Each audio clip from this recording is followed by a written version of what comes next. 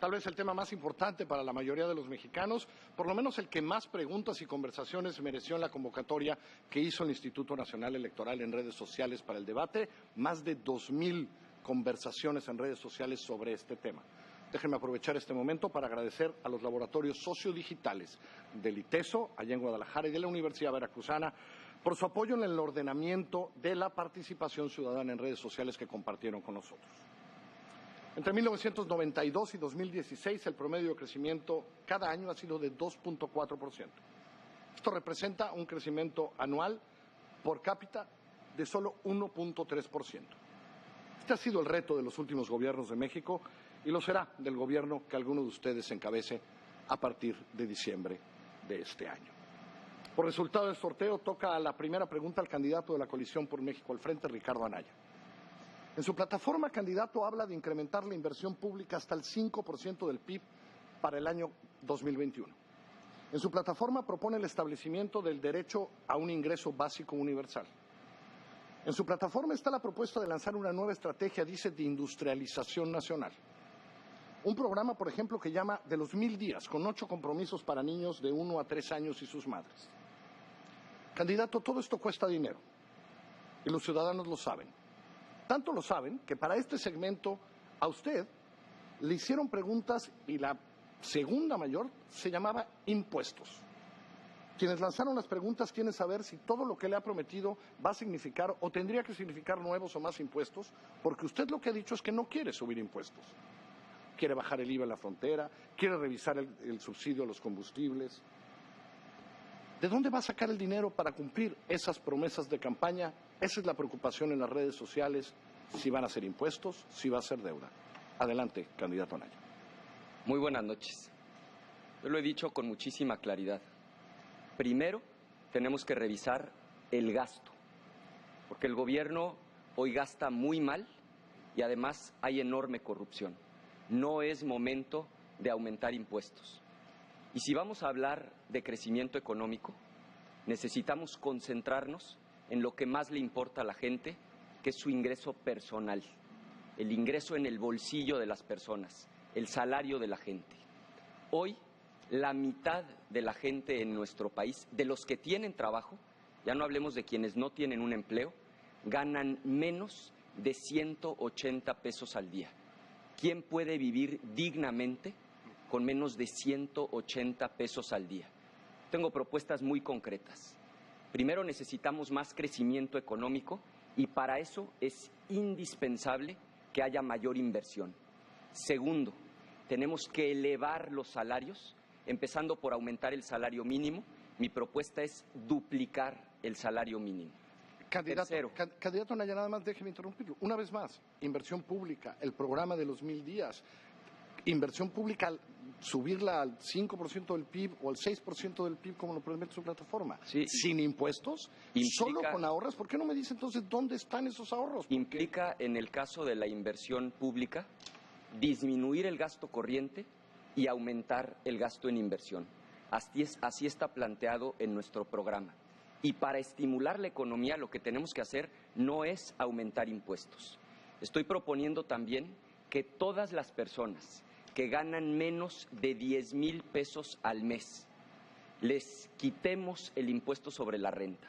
Quizá no lo saben, pero sus jefes, sus patrones, retienen el impuesto sobre la renta y lo entregan al gobierno. Pero no es cierto que ya hoy en 7,000 pesos y para abajo hay una cosa que se llama subsidio al empleo que sí no le cuesta a quien trabaja hoy. Sí la hay y de 7,000 pesos para arriba no la hay. Por lo tanto, quien hoy, por ejemplo, gana 10,000 pesos, con esto que yo estoy planteando, en automático su sueldo va a aumentar a 10,800. A los de menores ingresos, justamente la medida es duplicar el salario mínimo. Pero déjame decir algo que es lo más importante, por favor. Combatir la corrupción. Lo dice el IMCO, lo dice Transparencia Mexicana. Hoy el principal obstáculo para que crezca la economía es justamente la corrupción. Y yo quiero hablarle a Candidato López Obrador, usted escribió en este libro que, a diferencia de aquellos que creen que el mercado y los elementos externos dinamizan la economía, usted cree en la intervención pública. Hoy tenemos una hipótesis plausible de que nos quedemos sin Telecán. después de los acontecimientos de Canadá. ¿Tiene usted un plan para que la economía mexicana enfrente sus desafíos y tengamos crecimiento económico sin Telecán, candidato? Sí. Yo propongo una fórmula sencilla, pero considero importante, trascendente. Consiste en acabar con la corrupción, porque ese es el principal problema del país. Es el cáncer que está destruyendo a México. No solo hay que moralizar al país, hay que liberar los fondos que ahora se van por el caño de la corrupción. Es bastante dinero el que se roban. Calculo, por lo bajo, que se roban 500,000 millones de pesos al año. Lo otro, como complemento a esta fórmula, es cortar todo el copete de privilegios que hay en el gobierno. Se dan la gran vida los altos funcionarios públicos, sueldos hasta de 650,000 pesos mensuales. Vamos a bajar los sueldos de los de arriba porque vamos a aumentar los sueldos de los de abajo. Eso resuelve, candidato, el problema digamos, finanzas públicas o el manejo del presupuesto, pero motor del crecimiento sin Telecán. ¿Qué vamos a hacer? Tenemos a la vuelta de la esquina la posibilidad de aranceles al sector automotriz. Candidato, ¿qué haría con eso? Fortalecer el mercado interno. Se debió hacer desde hace tiempo, no apostar todo a la política económica exterior. Se abandonó el campo. El campo, para mí, es la fábrica más importante del país. Tenemos los recursos, tenemos las tierras, tenemos agua, tenemos el conocimiento. Podemos producir en México lo que consumimos. Esto fortalecería la economía interna. Esa es mi propuesta. ¿No le preocupa demasiado entonces que cancelen el Telecán?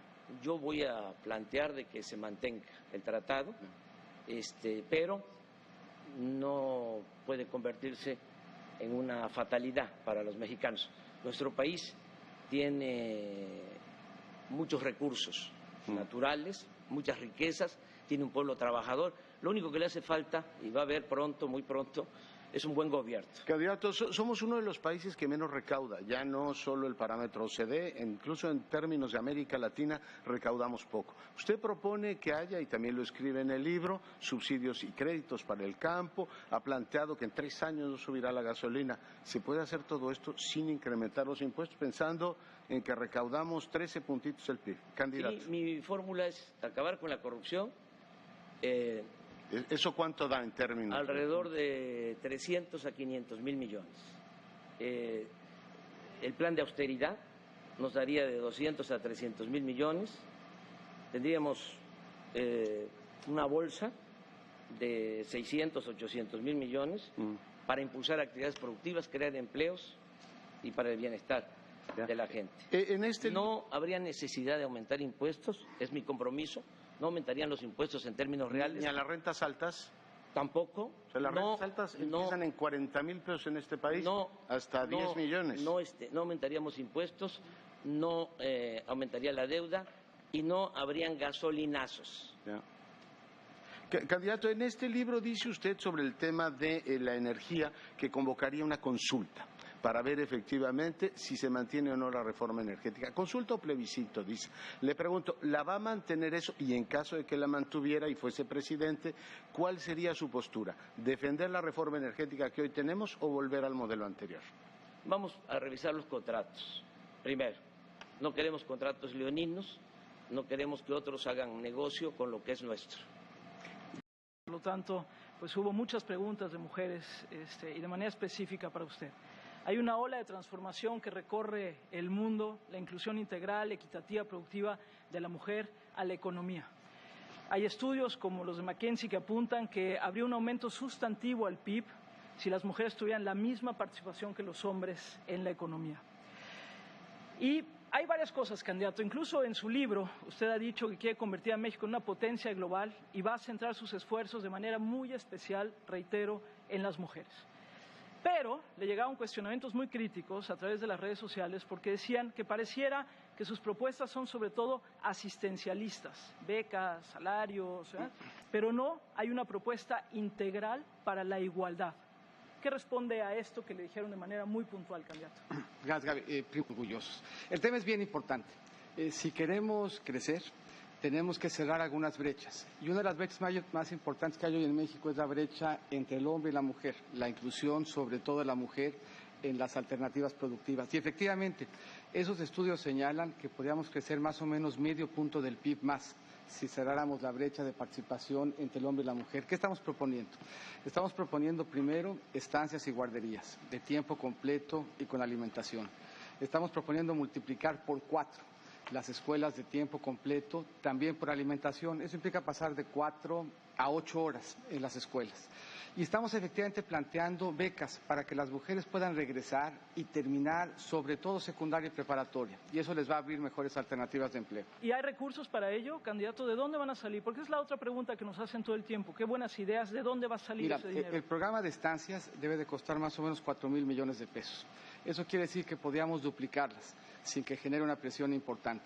Y eso nos permitiría tener un piso parejo de apoyo a las mujeres y a las familias para que tengan mayores espacios de participación. ¿Y por qué esto es importante? Al final, decía Carlos Pusch en su introducción, lo que es importante el crecimiento es que genere empleo. O sea, al final el crecimiento así lo medimos, en las oportunidades que tenemos los mexicanos de trabajar. Y quienes aquí estamos hemos tenido oportunidad de ayudar a que esos empleos se generen. Yo he sido 2 veces secretario de Hacienda y las 2 veces que fui secretario de Hacienda se generaron 1.1 millones de empleos. Y decíamos al principio, si nosotros cerramos las brechas podemos generar más. Pero tenemos un elemento que es bien interesante y quienes nos están escuchando en casa seguro les va a llamar la atención. ¿Cuántos empleos hemos generado? Andrés Manuel fue jefe de gobierno de la ciudad. Justo antes de que él llegara, en la Ciudad de México se generaban más o menos 7,000 empleos. Sí. Rosario Robles. Justo después de que él se fue, con Alejandro Encinas, se generaban casi 11,000 empleos. Cuando él fue jefe de gobierno de la ciudad, se generaban solamente 226. Eso quiere decir que lo único que sabe Andrés Manuel es destruir empleo. Déjeme, nada más para no perder el hilo, porque en verdad nos insistieron mucho de contestaran las preguntas que les tenían. Una muy concreta. Usted ha ofrecido de manera reiterada la seguridad social para trabajadoras del hogar. Sí. Es un ejemplo de lo que nos pasa en el país. Sin embargo, está pendiente la ratificación del convenio 189 de la Organización Internacional del Trabajo, que en este sexenio no se hizo, a pesar de que hubo peticiones y peticiones y peticiones de organizaciones para ello. Estamos hablando de más de 2 millones de personas que están en estas condiciones. Y usted dice, Seguro Social. La pregunta directa es, ¿y por qué tendríamos que creerle ahora sí cuando en este sexenio no se ratificó un convenio que México suscribió en esta materia? Mira, Gaby, son 3 millones de personas las que tenían la posibilidad de accesar al Seguro Social. Y lo que estamos planteando es muy sencillo, que la seguridad social sea para los patrones deducible y que eso permita que incorporen a las trabajadoras del hogar a la seguridad social. ¿Y por qué no se hizo ahora?